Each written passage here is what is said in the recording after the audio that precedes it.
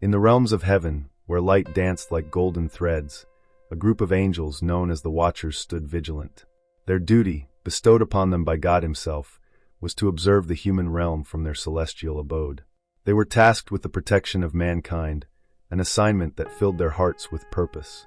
These angels were majestic, adorned in shimmering robes, and their wings spanned wide like clouds. They soared through the heavens, their eyes reflecting the divine light, watching over humanity's every move with care and compassion. The Watchers had a unique place in the grand design of creation. They were not mere spectators, they were guardians, sentinels of hope and love, meant to guide humanity towards righteousness. Their existence was dedicated to the divine mission, and they felt the weight of that responsibility every moment. They marveled at the beauty of human life, their joys, their struggles, and their dreams. Each moment they witnessed was a reminder of the divine spark within humanity, a spark they were meant to nurture and protect. As time flowed like a river, the Watchers observed human beings grow in complexity. They witnessed the triumphs of love and the sorrow of loss, the birth of new life, and the shadow of despair. However, something unexpected began to stir within the hearts of the Watchers. As they looked down upon the earth, they became entranced by the beauty of the mortal women they saw. The allure was intoxicating, and soon, admiration turned into fascination, and fascination began to breed temptation. At first, they attempted to quell their desires, reminding themselves of their sacred duty. After all, their purpose was to remain distant, detached from the very beings they were meant to protect. Yet, the more they observed, the more they longed for a connection that was not theirs to have. They found themselves drawn to the elegance and grace of human women, captivated by their laughter and spirit. This newfound longing clouded their judgment, and they struggled to fight against it. Among the Watchers, one angel stood out as a leader. Samayaza, a being of immense beauty and power, felt the pull of temptation more acutely than the others. He was charismatic and persuasive, with a voice that could charm even the most resolute of hearts. Samayaza convened the Watchers and expressed his feelings, declaring that they should not be bound by their heavenly duty when such beauty lay before them. The other Watchers listened intently, torn between their responsibilities and their desires. As Samayaza spoke, the temptation grew stronger, wrapping around their hearts like a vine. "Why should we deny ourselves?" he asked. "We are powerful beings, capable of love and joy. Is it not our right to experience the fullness of life?" The Watchers, once steadfast in their resolve, found themselves swayed by Samayaza's words.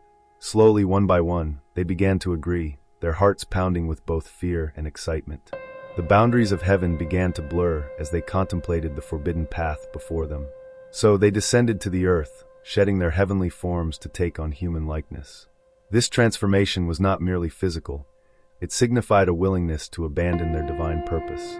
The Watchers stepped into a world that was vibrant and filled with life. They mingled among humans, their eyes glinting with desire and longing. The mortals, unaware of the true nature of these beings, welcomed them with open arms, drawn to their otherworldly charm and grace. As they engaged with humanity, the Watchers fell deeper into temptation.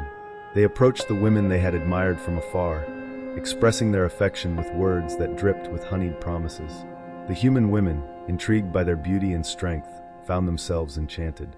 Relationships blossomed, and soon, the Watchers took these women as their wives. This act, born of desire and rebellion, marked the beginning of a dark chapter in the narrative of creation. From these unions emerged a new race, children of the Watchers and mortal women. They were the Nephilim, beings of extraordinary size and power. The birth of the Nephilim was celebrated at first, for they were seen as miraculous offspring, but soon their presence brought chaos and violence to the earth. These giants, gifted with the strength of their fathers and the spirit of their mothers, became tyrants, ruling with an iron fist over humanity. The world, once vibrant and full of hope, became a landscape of fear and oppression. As the Nephilim grew in strength, so too did their cruelty. They reveled in their power, demanding worship from mortals and using their might to enforce their will. The earth was filled with bloodshed, as the giants unleashed their fury upon those who dared to oppose them. The Watchers, who had once been guardians, now watched as their actions led to suffering and despair. The very purpose they had abandoned was now a distant memory, replaced by a reality they could not control. In the heavenly realm, God observed with a heavy heart. He had entrusted the Watchers with a sacred duty, and they had strayed from their path. The cries of humanity reached his ears, filled with anguish and sorrow, and his divine heart ached for his creation. God saw the destruction wrought by the Nephilim and understood that a reckoning was necessary. He could not allow the corruption of his world to continue unchecked. His justice would come, and it would be swift and terrible. With resolve, God called upon his most faithful archangels, Michael, Gabriel, and Raphael.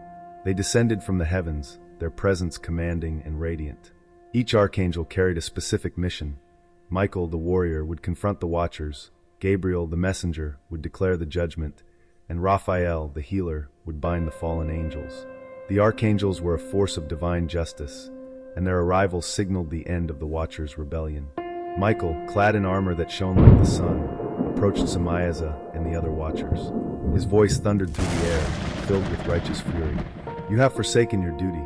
You have led humanity astray. Your time of reckoning has come." The watchers, once proud and confident, now trembled before the archangel.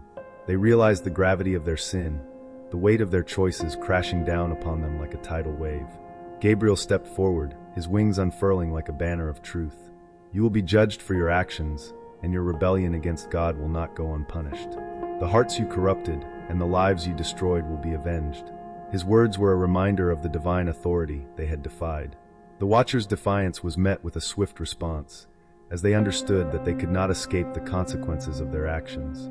Raphael, the gentle healer, moved among the fallen angels with chains of divine light. He bound them with unbreakable bonds, a symbol of their eternal punishment. "You shall be cast into the abyss, far from the light of God. Your powers will be stripped away, and you will exist in darkness for all eternity." The Watchers, once exalted beings, now felt the sting of their fall. They had traded their celestial glory for fleeting desires, and now they faced the ultimate price. As the Watchers were bound and cast into the depths, the Nephilim sensed the change in the air. They too had been caught in the web of corruption. The ground trembled beneath their feet as divine justice approached. The giants, once feared and revered, now felt fear gripping their hearts. They realized that their reign was drawing to a close, and their fate was intertwined with that of their fathers. In a moment of desperation, the Nephilim turned to one another, seeking a way to escape the impending doom. They had been powerful, but now they were vulnerable. Their strength could not save them from the judgment that was coming. As the heavens opened and the rains began to pour, they could feel the weight of God's wrath descending upon them.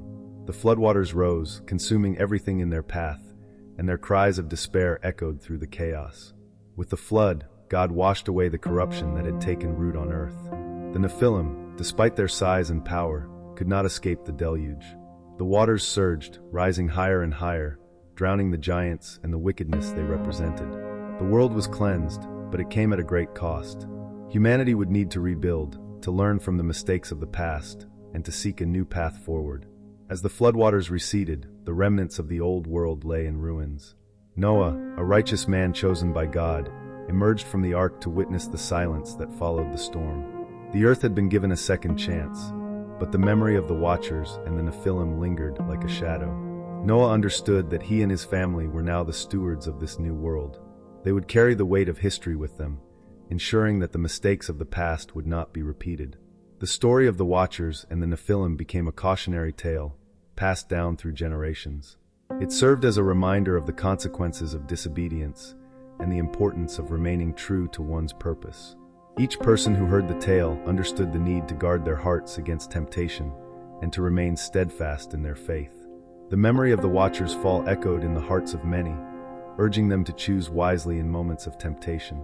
Though the Watchers were bound in chains, their legacy lived on. They became a symbol of the dangers of straying from God's path. The story served as a warning to all. Even the most exalted beings could fall if they allowed desire to lead them.